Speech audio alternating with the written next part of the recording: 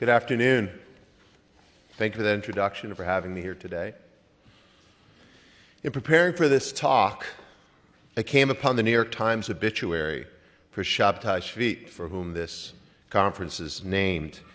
A Mossad chief and spy master, he was known for his discretion, once telling a reporter, "I hope not to regret anything I say today, but I do regret, at least myself, that I have to even be here to have this conversation on a topic that is so urgent." You know, when I visited Israel in December 2023 for the first time after the massacre, I met with a high-profile former major general in the IDF. We sat in a conference room in Tel Aviv, overlooking the skyline, and he somberly explained to me, Israel is fighting in a seven-front war. And he enumerated the battlefields: Gaza, Judea and Samaria, Lebanon, Syria, Iraq, Yemen, and Iran. I paused and said, that may be right, but I think what you're missing is that there's an eighth front where the fighting is as vicious. It's the information front.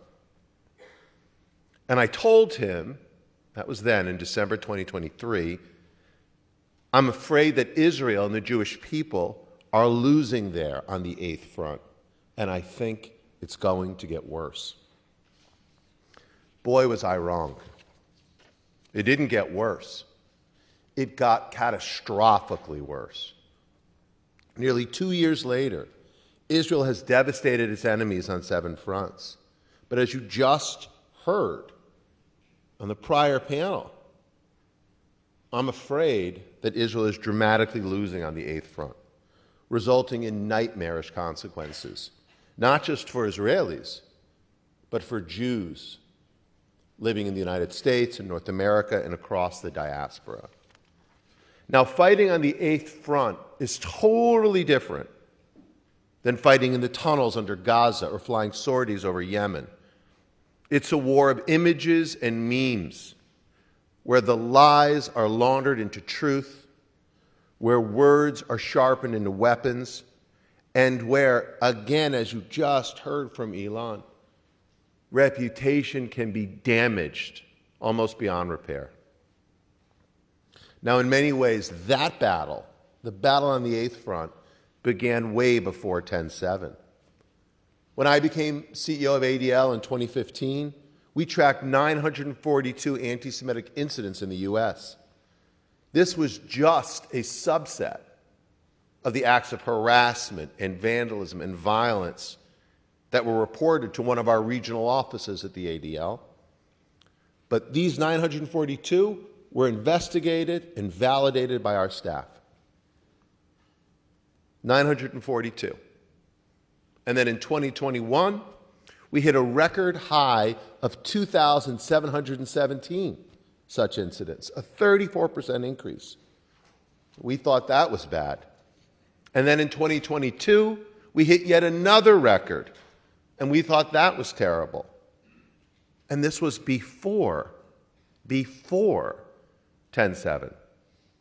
So for those who say that this predicament is all Israel's fault, that it's the result of some outrageous statements from some right-wing minister or the military campaign of the current government, neither of which I'm here to defend, let me just say emphatically and empirically that those records were set, those high marks were reached when Israel had the most ideological, diverse government in its history, including an Islamist political party in the governing coalition. What was driving that spike in incidents was a shift in attitudes that again began well before 10/7. This year, ADL's Global 100 survey of anti-Semitic attitudes around the world found a 46% shift. 46% of the adult population, 2.2 billion people, harbor elevated levels of anti-Semitism. That's nearly double the rate that we saw a decade ago.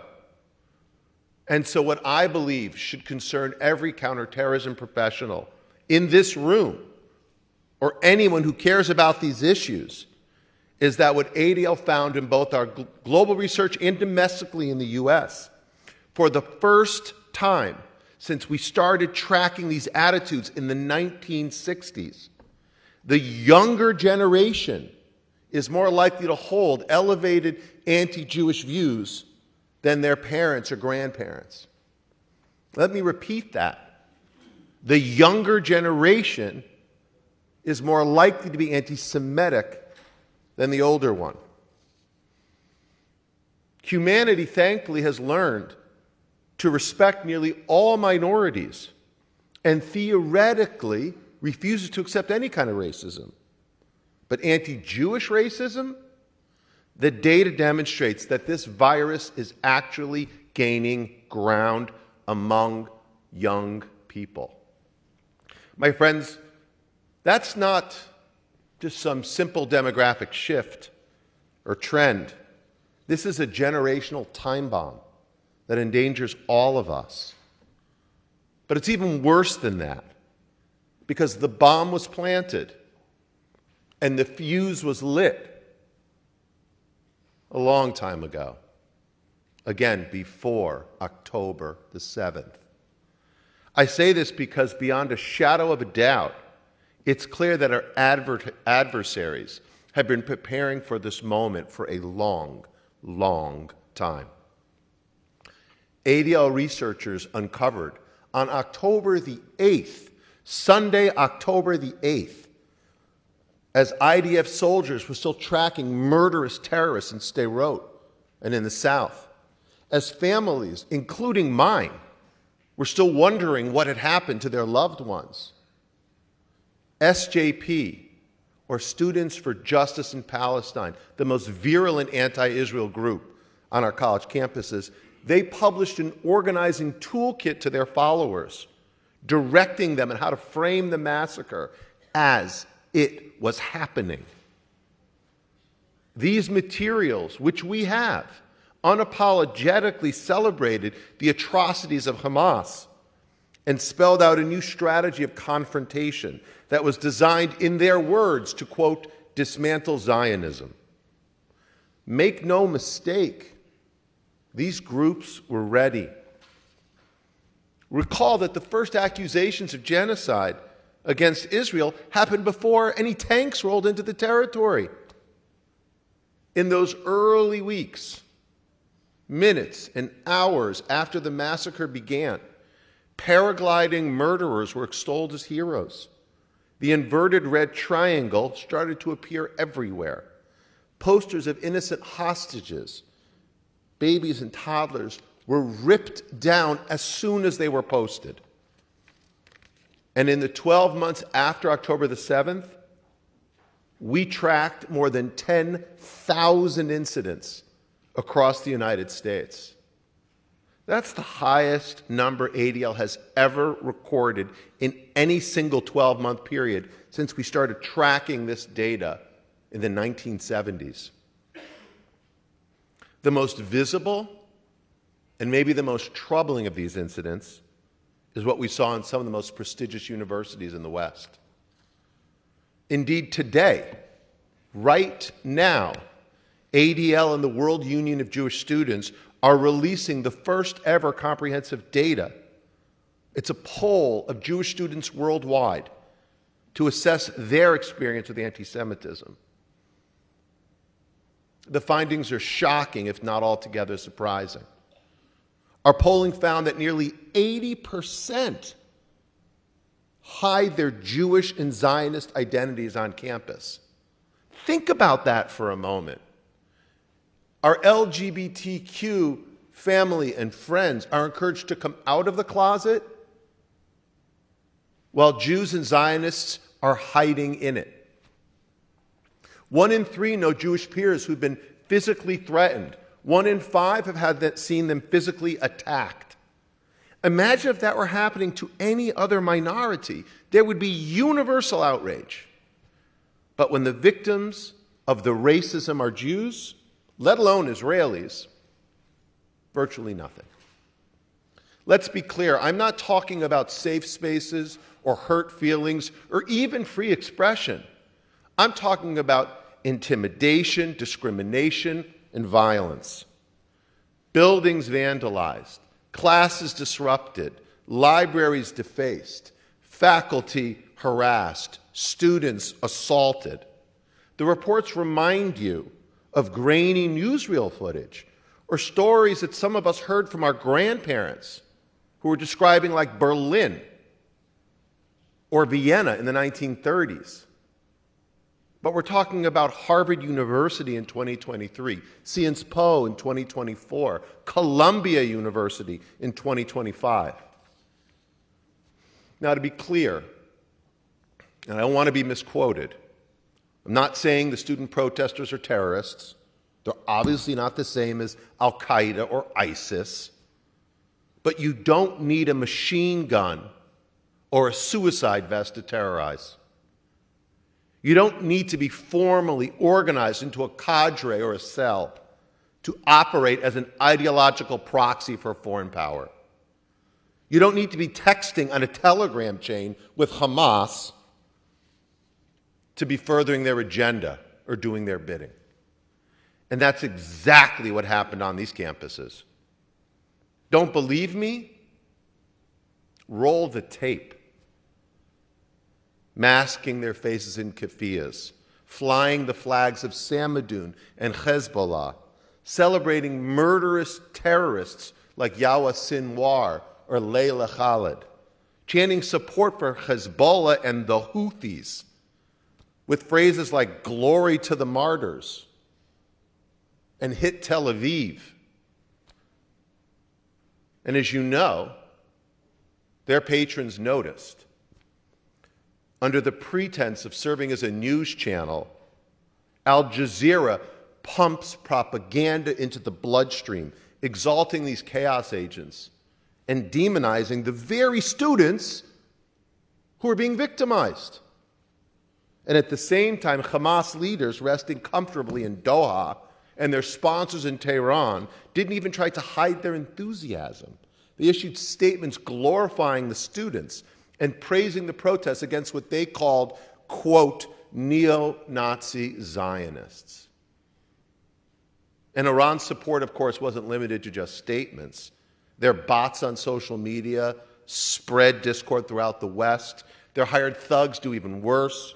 I'm sure many of you saw what happened in Australia just last month, where the Prime Minister expelled the Iranian ambassador. First time it's happened since World War II, because Sydney found that the Islamic Republic had hired thugs to attack local Jewish businesses and synagogues.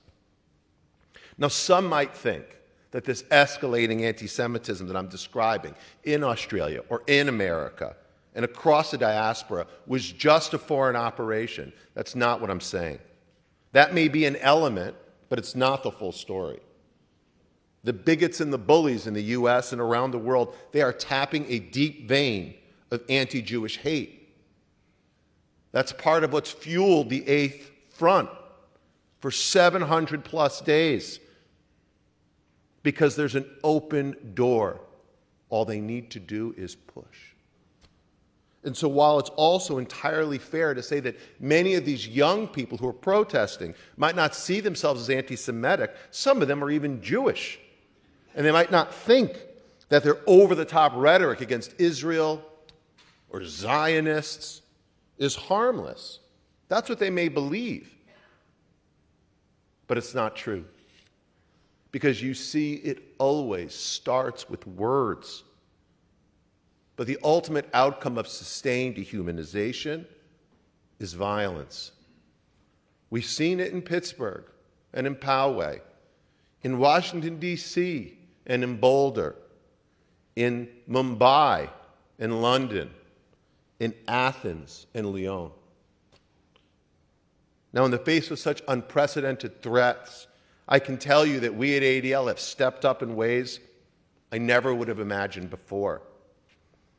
Today, our team includes software engineers and data scientists who work as full-time staff, along with Nobel laureates and MacArthur Genius Award winners who serve in our extended network.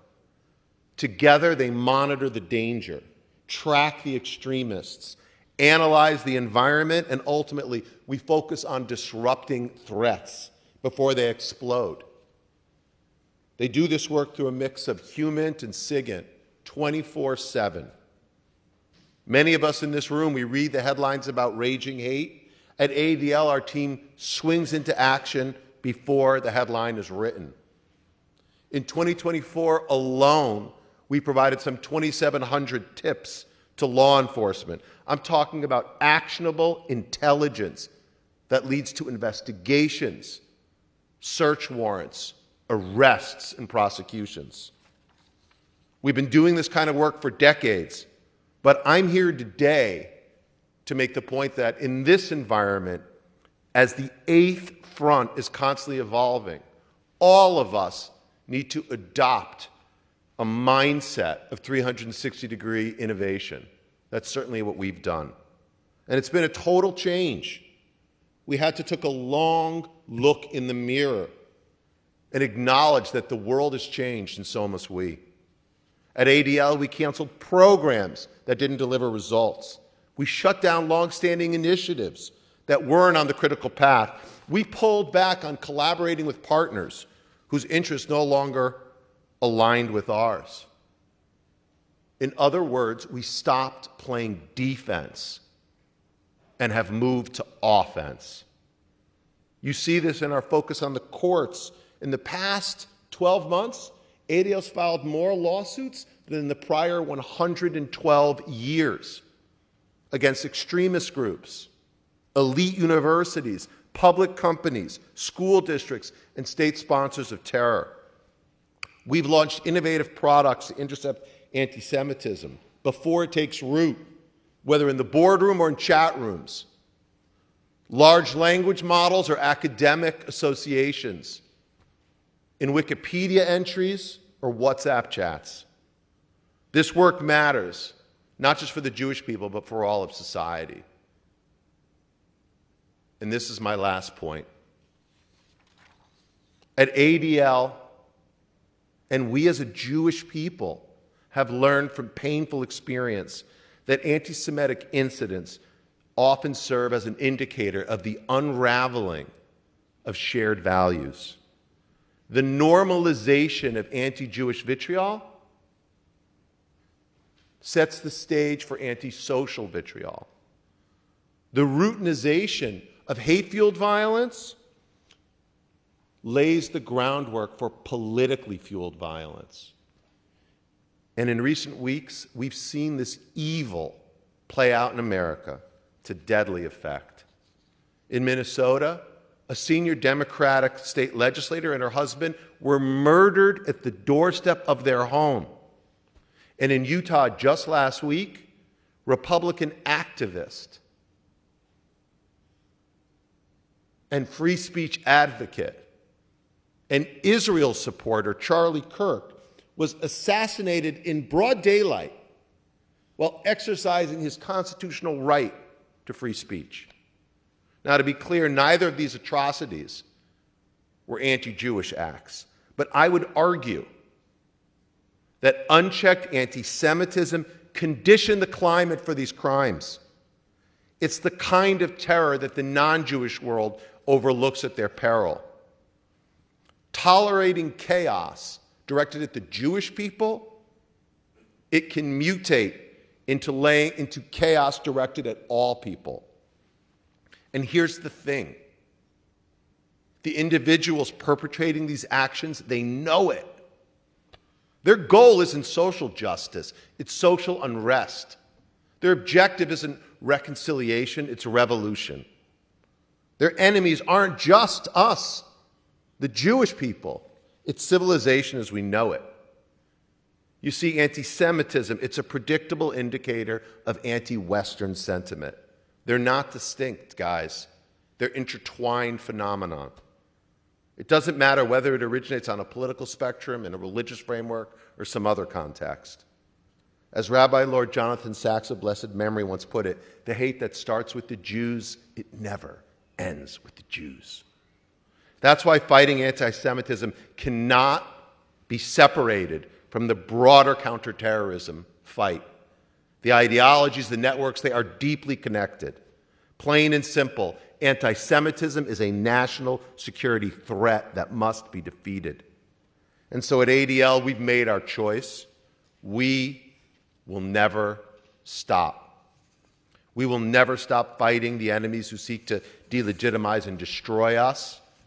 We will never stop exposing those who try to justify their agenda of anti-Jewish racism, whether they call it decolonization or cultural preservation or whatever.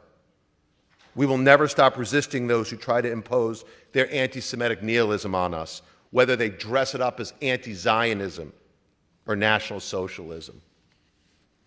And we will never apologize for defending our community, for defending our people, for defending the Jewish state. Not now, not ever. So thank you, Shana Tova, and Am Yisrael Chai.